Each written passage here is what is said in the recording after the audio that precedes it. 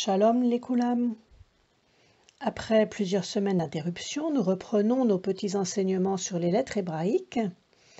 Vous vous souvenez que nous avons appris les 6 premières lettres de l'alphabet, Aleph, Bet, Gimel, Dalet, He, Vav, ainsi que le Yud, la 10e lettre, le Lamed, le Mem et le Tav, dernière lettre.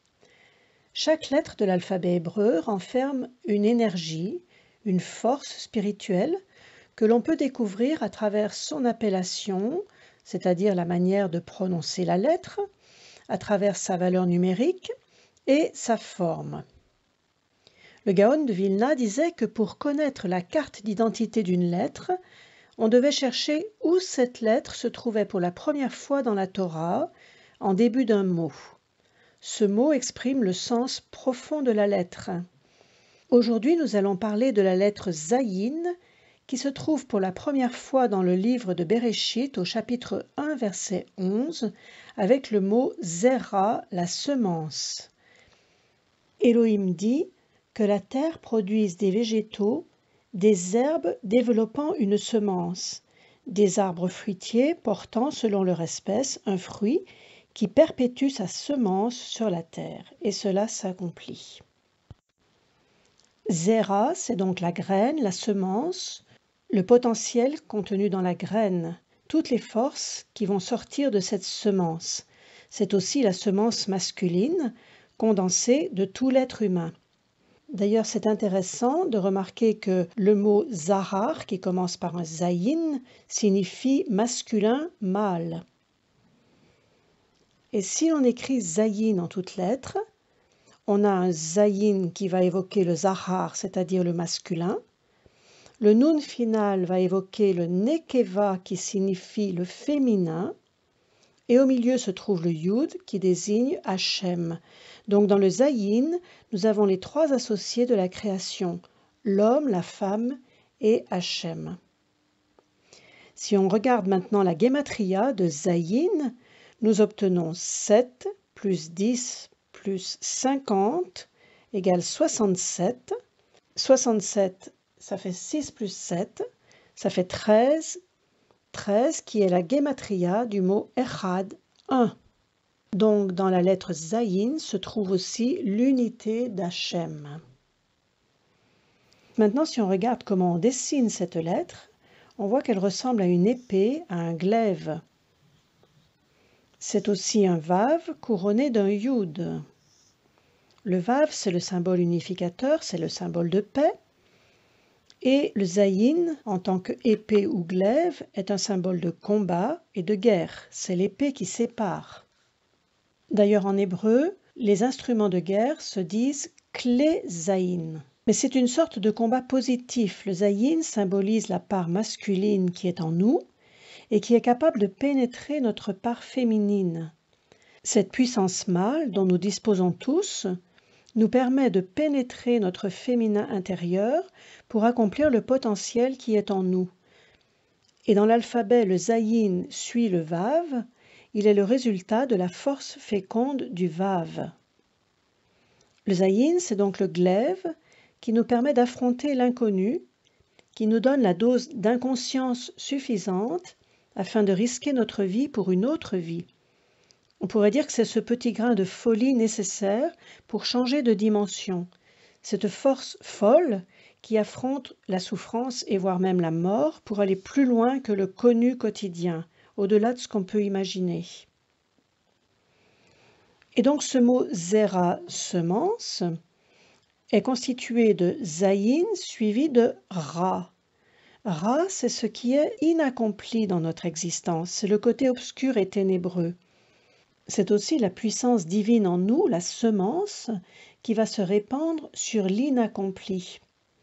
D'ailleurs, le mot Zohar commence par un Zayin et ce mot signifie splendeur. Zohar, c'est la lumière qui se cache dans les ténèbres et qui est en attente de jaillissement pour nous permettre de mener notre vie vers son accomplissement. D'ailleurs, en hébreu, Zuz, avec donc 2 Zayin et un Vav au milieu, c'est le verbe bouger. C'est ce mouvement qui permet de concentrer toute l'énergie pour sauter un obstacle. L'obstacle, c'est la barrière. symbolisé par la lettre Chet, qui suit le Zayin dans l'alphabet. Donc le couple Zayin-Chet est équilibré parce que l'un ne peut pas aller sans l'autre. Le Zayin a besoin du Chet, c'est-à-dire de l'épreuve, des obstacles, pour se confronter et devenir autre. Sinon, on sombre dans l'immobilisme, le calme plat et mortifère. Il y a comme un combat, mais qui est un combat positif.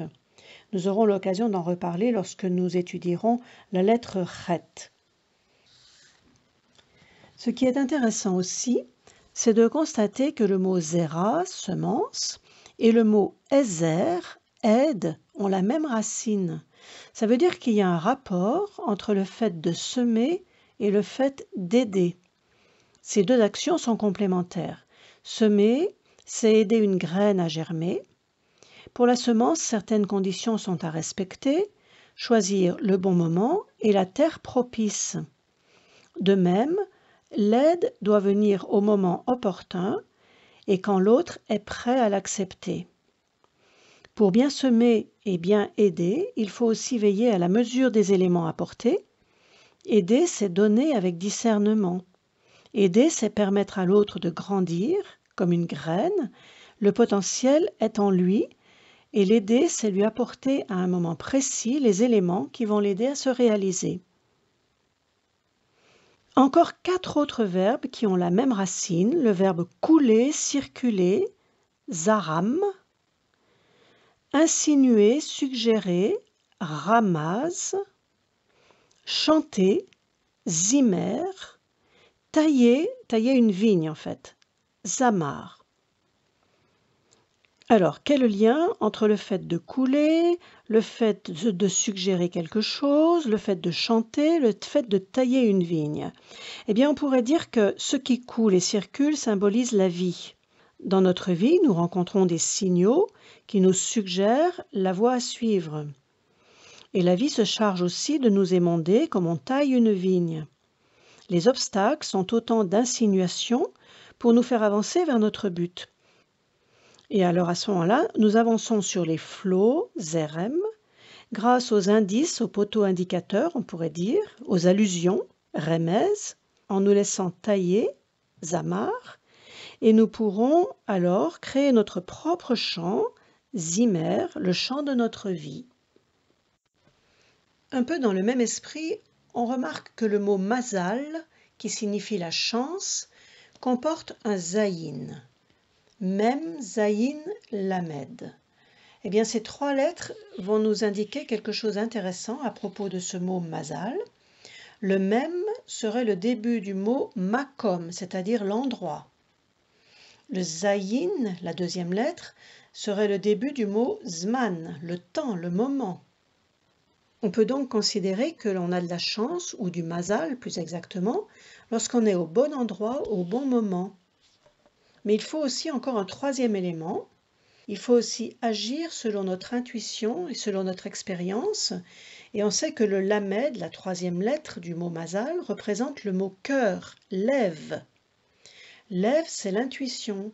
Et le lamed, c'est aussi le limoud, c'est aussi l'expérience, l'étude, ce que nous avons appris. Par conséquent, donner une chance au mazal, c'est être au bon endroit, au bon moment et écouter son intuition, écouter son cœur. On pourrait encore trouver d'autres mots qui ont la même racine comme ça et qui comportent la lettre zayin. Par exemple, le temps, zman, a la même racine que la nourriture, mazon. Alors là, je vous laisse réfléchir au lien qu'il peut y avoir entre le temps et la nourriture. De même, le mot oreille, ozen, a la même racine que le mot équilibre, isen. C'est pas un hasard puisqu'on sait que notre équilibre dans le corps provient de notre oreille interne. On sait aussi qu'une personne bien équilibrée dans son psychisme est une personne qui sait être à l'écoute des autres, qui sait aussi être à l'écoute de sa voix intérieure. Bref, ce n'est pas un hasard si zayin est la 7e lettre de l'alphabet, parce que 7, c'est le nombre de l'accomplissement de l'espace, du temps et de notre être.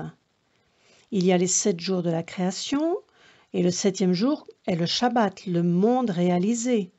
Et pour parvenir à ce niveau de Shabbat, de repos, de monde réalisé, il faut combattre, mener une guerre qui nous sort de l'asservissement.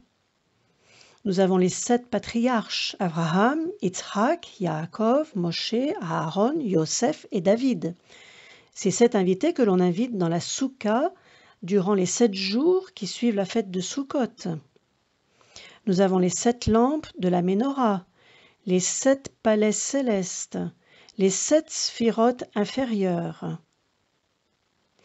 les 7 fruits d'Eretz Israël, les 7 bénédictions du mariage, les 7 jours de deuil, les 7 lois universelles, les lois noachides, et enfin le jubilé qui tombe tous les 7 fois 7 ans. Alors pour aujourd'hui, nous allons rester sur le mot Mazal, et je vous souhaite Mazal Tov pour accomplir tout ce qui est encore à accomplir dans vos vies grâce à la lettre Zayin. À bientôt!